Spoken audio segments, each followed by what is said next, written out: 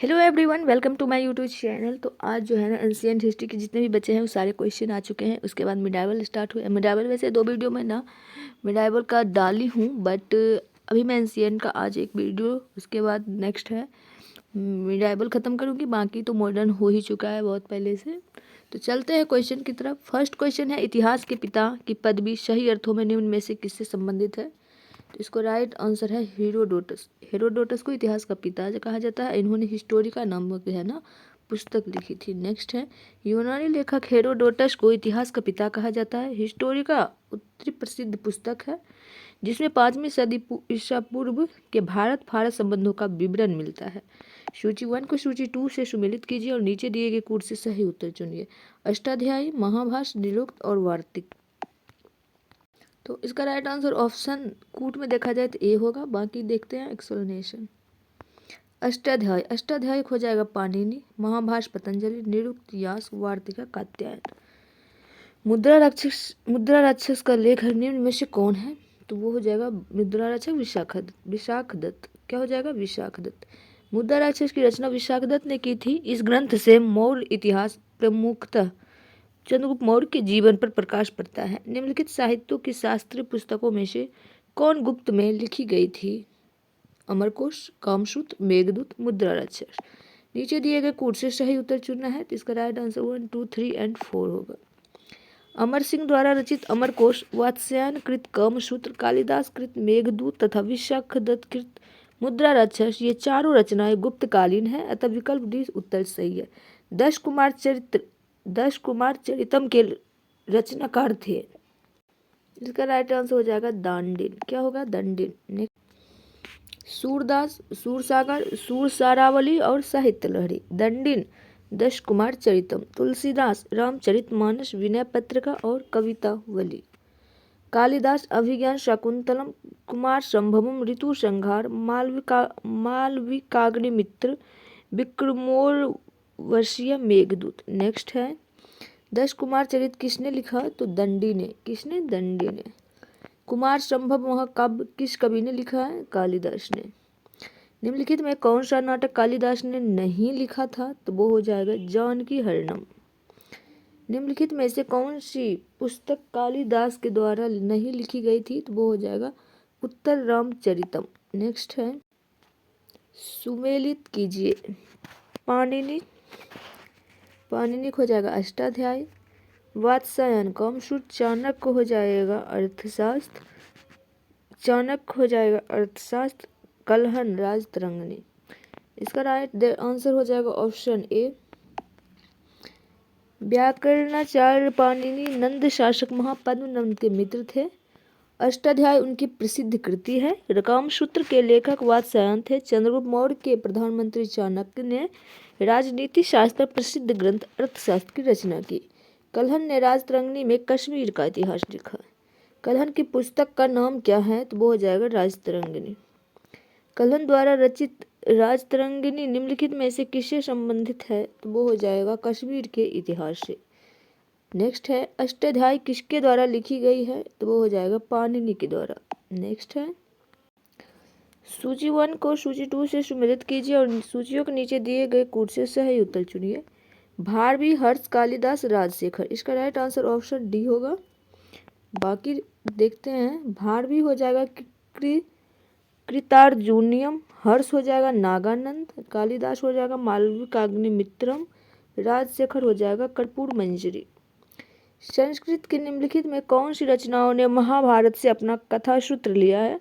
नीचे दिए गए कूट से सही उत्तर का चयन कीजिए। नैषधीय चरित, कृतार्जुनियम, शिशुपाल वध, 10 कुमार चरितम। इसका राइट आंसर ऑप्शन डी होगा।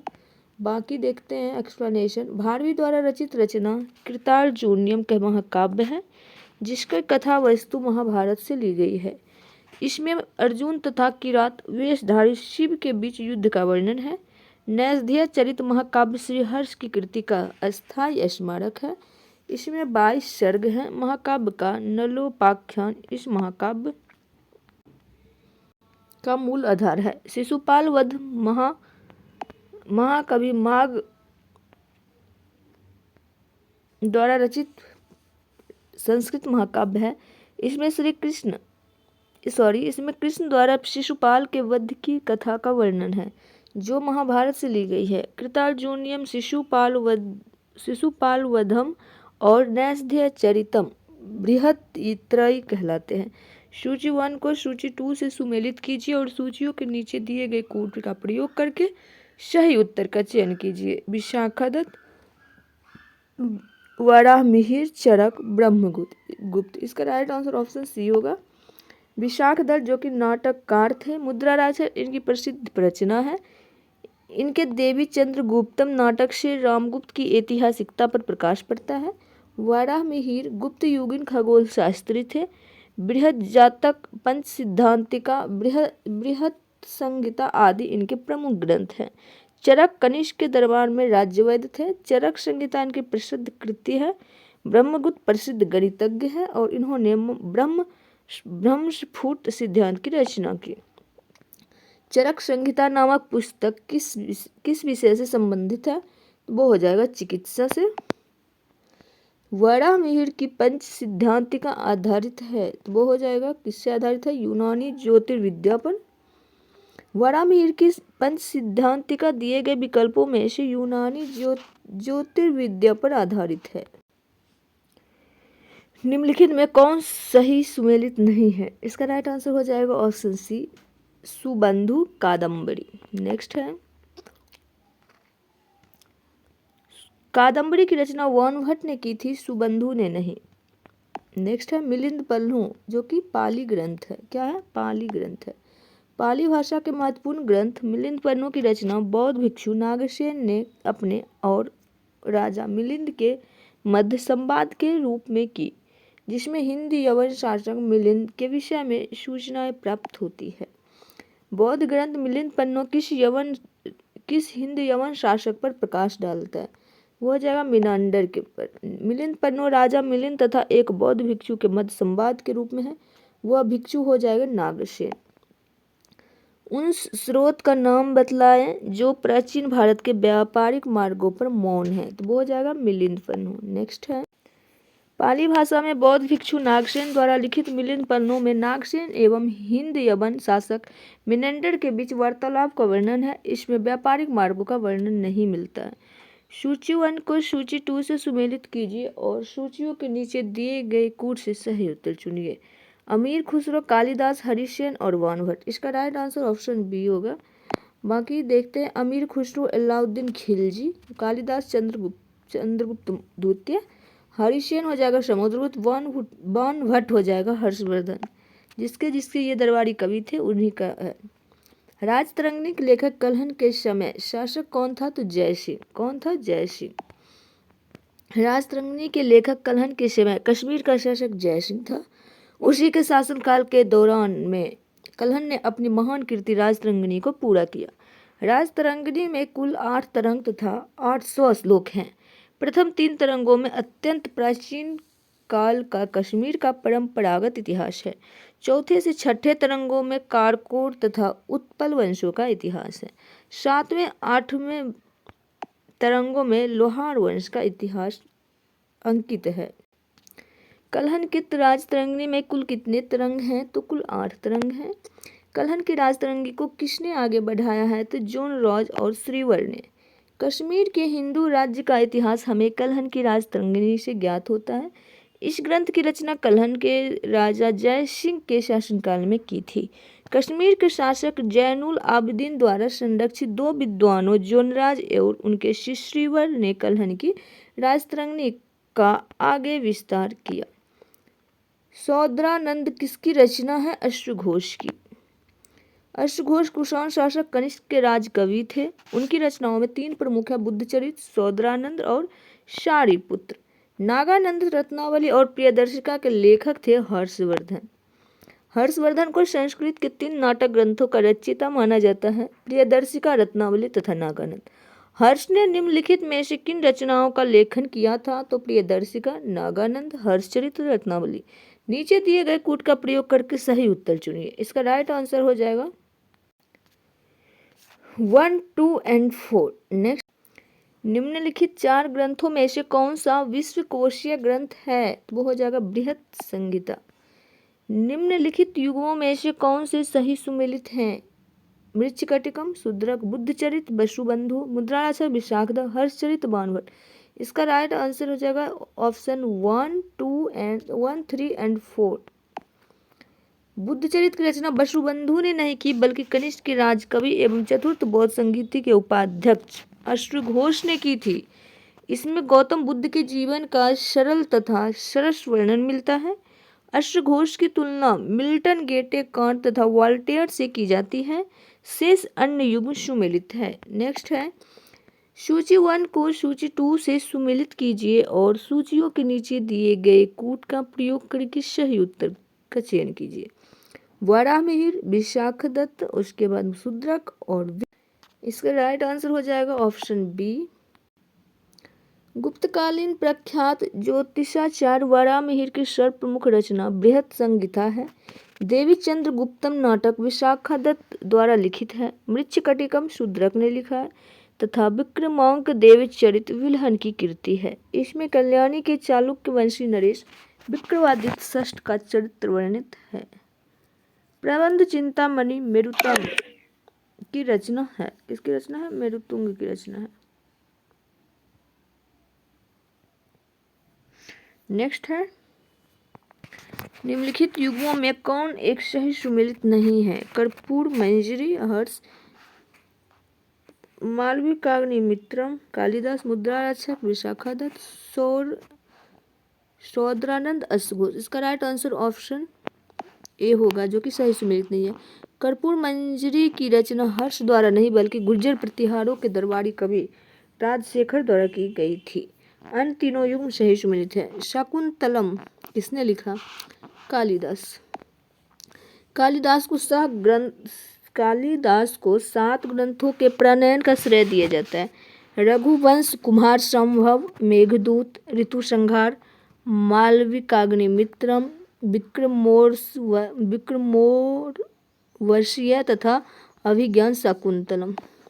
कालिदास की साहित्य कृति कौन सी नहीं है? मृच्छकटिकम। कालिदास द्वारा रचित मालविका अग्निमित्रम नाटक के नायक था, तो वो हो जाएगा अग्निमित्र। कालिदास द्वारा रचित मालविका अग्निमित्रम 5 अंकों का नाटक है, जिसमें मालविका और अग्निमित्र की प्रणय तथा कथा वर्णित है। अग्निमित्र शुंग शासक पुष्यमित्र शुंग का पुत्र था। नेक्स्ट है, प्राचीन भारत की निम्नलिखित पुस्तक में से किस एक में शुंग राजवंश के संस्थापक के पुत्र की प्रेम की कहानी है? तो हो जाएगा मालविकाग्निमित्र। नेक्स्ट है, स्वप्न वासवदत्ता के लेखक हैं, तो हो जाएगा भास। महाकवि भास के नाम से 13 नाटक उपलब्ध हुए हैं, जिन्हें टी गणपति शास्त्री ने त्रावणकोर राज्य से प्राप्त किया था। स्वप्न वासवदत्ता और चारुदत्त महाकवि भास की प्रमुख रचना है। गीत गोविंद काव्य के रचयिता कौन है? तो हो जाएगा जयदेव। नेक्स्ट है, गीत गोविंद के रचयिता जयदेव बंगाल के अंतिम सेन शासक लक्ष्मण सेन के आश्रित महाकवि थे। लक्ष्मण सेन एक शिलालेख पर 1116 ईस्वी की तिथि है। जयदेव ने इसी समय के आसपास गीत गोविंद की रचना की होगी। इसे गीत काव्य कहना उचित होगा। उसमें 12 सर्ग तथा प्रत्येक सर्ग गीतों से समन्वित है। गीत गोविंद के गीतकार जयदेव किसकी सभा को अलंकृत करते हैं? तो हो जाएगा लक्ष्मण सेन की। गीत गोविंद के रचयिता कौन है? तो हो जाएगा जयदेव। सूची 1 को सूची 2 से सुमेलित कीजिए तथा सूचियों के नीचे दिए गए कूट से सही उत्तर चुनिए। अष्टांग संग्रह, 10 रूपक, लीलावती, महाभारत। इसका राइट आंसर ऑप्शन बी होगा। अष्टांग संग्रह आयुर्विज्ञान से, 10 रूपक नाट्यकला से, लीलावती गणित से, महाभाष्य व्याकरण से संबंधित है। तुम्हारा अधिकार कर्म पर है, फल की प्राप्ति पर नहीं। यह निम्न में से किस ग्रंथ में कहा गया है? तो गीता में। कर्म सिद्धांत पर विशेष बल देते हुए गीता में श्री कृष्ण कहा है कि तुम्हारा अधिकार सिर्फ कर्म करने पर है, फल की प्राप्ति पर नहीं। कर्मण्येवाधिकारस्ते मा फलेषु कदाचन। जो यहाँ है वह अन्यत्र भी है, जो यहाँ नहीं है वह कहीं नहीं है। यह निम्न में से किस ग्रंथ में कहा गया है? तो महाभारत में। प्राचीन भारत का वह ग्रंथ जिसका 15 भारतीय और 40 विदेशी भाषाओं में अनुवाद हुआ, तो हो जाएगा पंचतंत्र। प्राचीन भारत पुस्तक पंचतंत्र का 15 भारतीय और 40 विदेशी भाषाओं में अनुवाद हुआ है। इसके मूल लेखक विष्णु शर्मा माने जाते हैं। रुडगर्टन के अनुसार पंचतंत्र के 50 से अधिक भाषाओं में 200 से अधिक स्वरूप उपलब्ध है। यह भारत की सर्वाधिक बार अनुवादित साहित्यिक पुस्तक मानी जाती है। मुगल काल में पंचतंत्र का फारसी अनुवाद अनवार सुहेली शीर्षक के तहत कराया गया था। पंचतंत्र मूल रूप से लिखी गई विष्णु शर्मा के द्वारा। सूची 1 को सूची 2 से सुमेलित कीजिए और नीचे दिए गए कूट से सही उत्तर चयन कीजिए।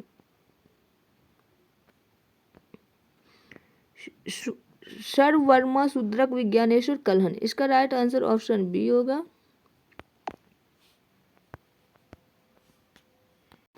सर्ववर्मा कातंत्र शूद्रक मृच्छकटिकम विज्ञानेश्वर मिताक्षा कलहन राजतरंगिणी। निम्नलिखित में कौन बीजगणित के क्षेत्र में अपने योगदान के लिए विशेष रूप से जाने जाते हैं? तो ये हो जाएगा ऑप्शन सी भास्कर। भारत में बीजगणित का ज्ञान काफी पहले विकसित हो चुका था तथा आर्यभट्ट और ब्रह्मपुत्र ने भी कतिपय बीजगणितीय सिद्धांत प्रस्तुत किए थे। 12वीं शताब्दी के गणितज्ञ भास्कर ने बीजगणित के क्षेत्र में विशेष योगदान दिया। इनकी प्रसिद्ध पुस्तक सिद्धांत शिरोमणि 4 भागों लीलावती बीजगणित, गणिताध्याय और गोलाध्याय में विभाजित है। गणित की पुस्तक लीलावती के लेखक थे तो वो हो जाएगा भास्कराचार्य। आर्यभट्ट थे एक भारतीय गणितज्ञ और खगोल शास्त्री। आर्यभट्ट प्राचीन भारत के प्रसिद्ध गणितज्ञ और खगोल शास्त्री थे। इन्होंने अपनी पुस्तक आर्यभट्टीय में बताया कि सूर्य स्थिर है, पृथ्वी घूमती। निम्नलिखित में से किस भारतीय गणितज्ञ ने दशमलव स्थानिक मान की खोज की थी? तो वो हो जाएगा आर्यभट्ट।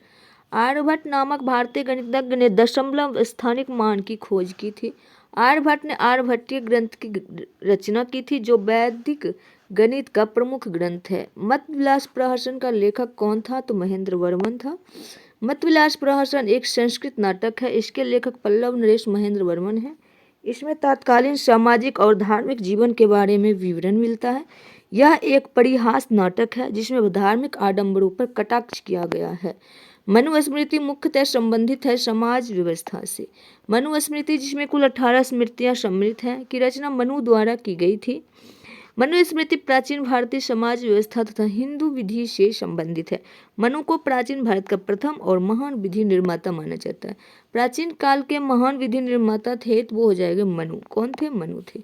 निम्नलिखित में से किसे भारत का प्रथम विधि निर्माता माना जाता है? तो इसका राइट आंसर तो मनु को। किसको? मनु को। नेक्स्ट है शून्य का आविष्कार किया था तो वो हो जाएगा किसी अज्ञात भारतीय ने। शून्य का आविष्कार ईसा पूर्व 2री सदी में किसी अज्ञात भारतीय ने किया था। अरबों ने इसे भारत से सीखा और यूरोप में फैलाया। अरब देश में शून्य का प्रयोग सबसे पहले 1873 ईस्वी में पाया जाता है। शून्य की खोज की किसने? भारतीयों ने। निम्नलिखित में से कौन सा जोड़ी सही सुमेलित नहीं है? तो द नेचुरल हिस्ट्री टॉलमी।